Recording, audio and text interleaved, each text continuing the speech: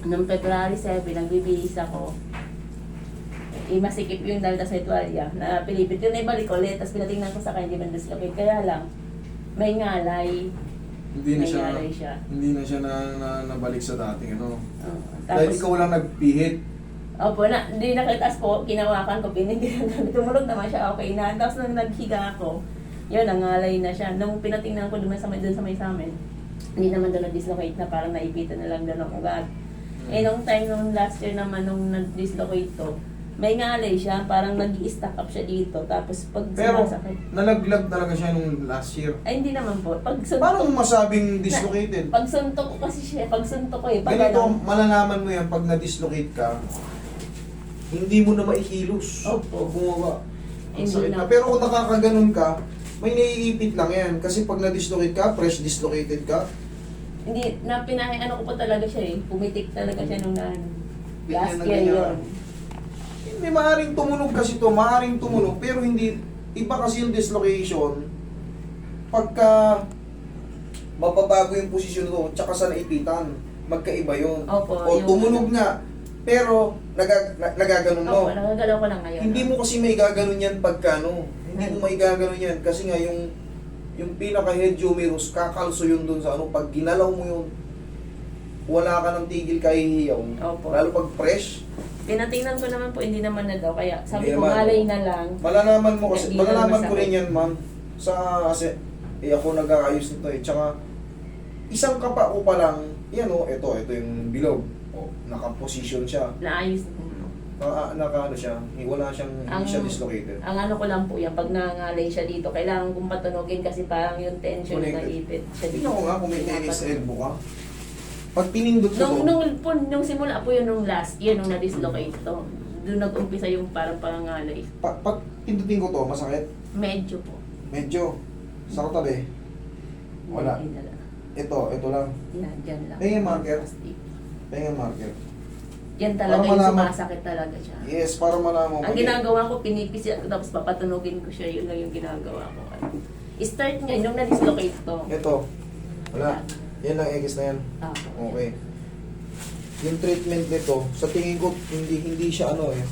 Hindi siya totally na dislocate eh. Kasi naibalik niya ng solo. First time Nung mo last year mangyari. po yun, ano, yung ngayon po, parang naipit lang siya, pero masakit. Pero tingnan ko dun sa may sa amin, hindi naman daw po na-dislocate. Parang naipit lang. Huwag niyo itukod, ma'am. Yung kamay, yan. Relax na ha. Para yung muscle eh.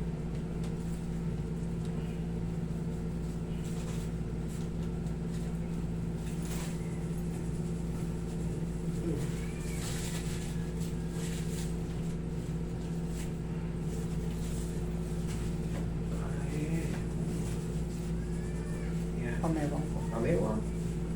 Yan. Okay. Bigasan niyo yung tuhod. Ay, yung... Sige, tigasan mo yung siko mo papunta sa akin. Yung siko papunta sa akin. Sige pa. Sige pa.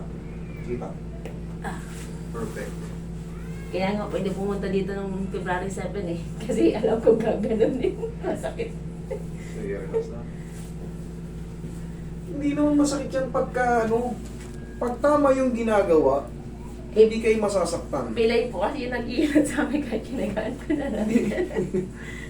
Hindi kayo masasaktan pag tama yung ginagawa. Kasi pag mali, kunyari nakadislocate, yung portion na itutulak niya pa-dislocate ulit, lalo kayo magpipilay. Pero pagka ang position, binalik lang sa tama, hindi kayo masasaktan. Lalagutok lang siya ng malakas, pero wala lang, parang tawa-tawa ka lang. Naitulak mo pa para lumabas. Yun, mali yun. Pero huwag kayong matakot sa ano. Yung mga tumutunog-tunog, huwag kayong matakot. Basta, tama yung pagpapatunog. Dito po kasi yung sakit niya, dito mismo yung... Ito sa mismong junction na yan. Opo. No? Ito yung head humerus, makakapa Opo. naman natin. Yan po mismo. Ito yung tawag na AC. Yung acromion. Yan, ito yung ano, yan yung...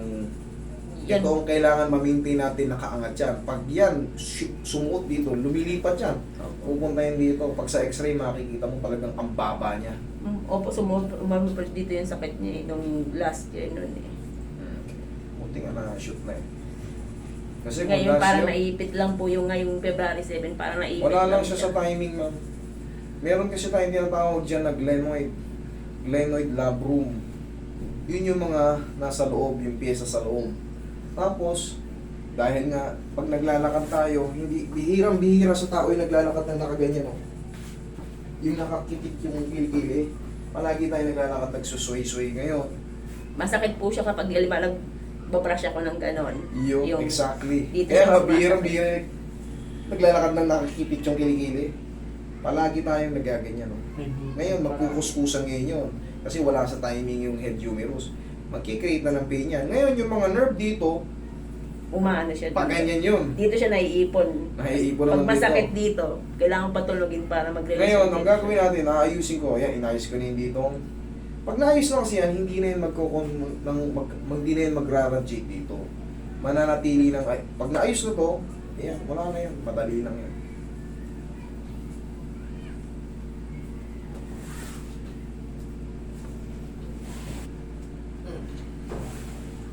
Sige ma'am, tapa kayo ma'am. Tapa na lang. Relax. Yeah, okay. Naramdaman mo may umusog pa? Opo, may tumulog pa. Pero hindi kayo masasaktan kasi bumabalik lang siya sa tamang posisyon. Sa tagal na natin nagaganito, imposibleng hindi ko pa kabisado yung ginagawa natin. Yan, dyan lang muna kayo ma'am, mamasas. Opo, kasi nangabit nangalay. Sinipa ko siya. Tandaan nyo, pag sisipa kayo, kahit malakas, kontrolin nyo rito. Ngayon, pag sinipa nyo yan na parang lupay pa yung dulo, pag ginanon nyo yan, pipintik. Ito, parang Oo, parang tuping pa. Ngayon, pag hindi wala mo, nun, pag naglalakad pag hindi mo nabalik yun, siyempre yung mga yung dito niya, yung junction niya rito, maiirita ka. Okay, laglag mo lang. Pero ito, madali lang naman. Para ka lang kumain ng merengue. Relax lang, huwag mo lalabanan na.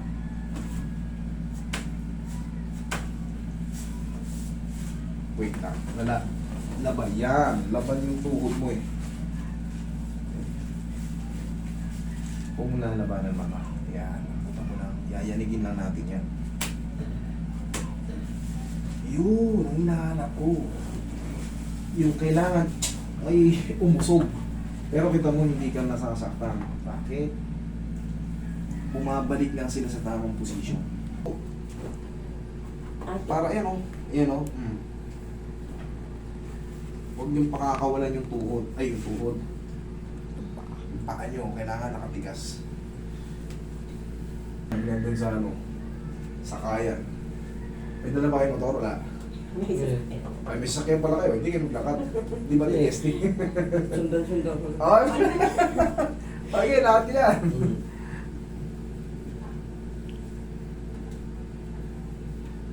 Nung ano lang yun, last year, mga September, gano'n. September, October, November, December, January. Oh, kalahating taon na pala. Hindi natin napapansin ang mabilis ng panahon. Ano? Kasi doon, di masyadong lalakad, gawa-gawa lang. Eh, yun dito, lalakad na pag mga malengke.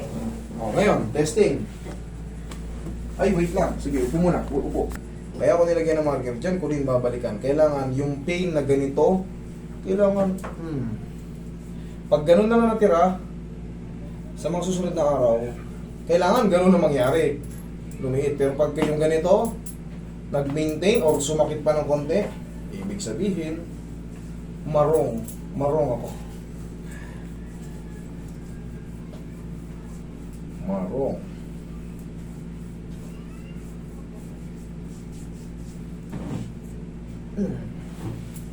Yan o.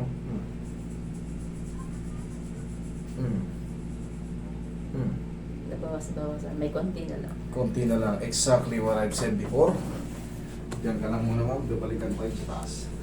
Check mo na yung tuhod mo ma'am. O, lakad kayo. Tingnan Hindi natin. naman agad siya nag-ano. Pag matagal na naglalakad, saka lang yung sakit. O ngayon, paano natin ma-test niya? Wala masakit ngayon? Wala naman. Hindi Kasi naman may ako. in-adjust ako dyan. Wala. Wala pa. Thank you. So, waiting lang tayo. Okay, ma'am? Sige po. Thank you so much.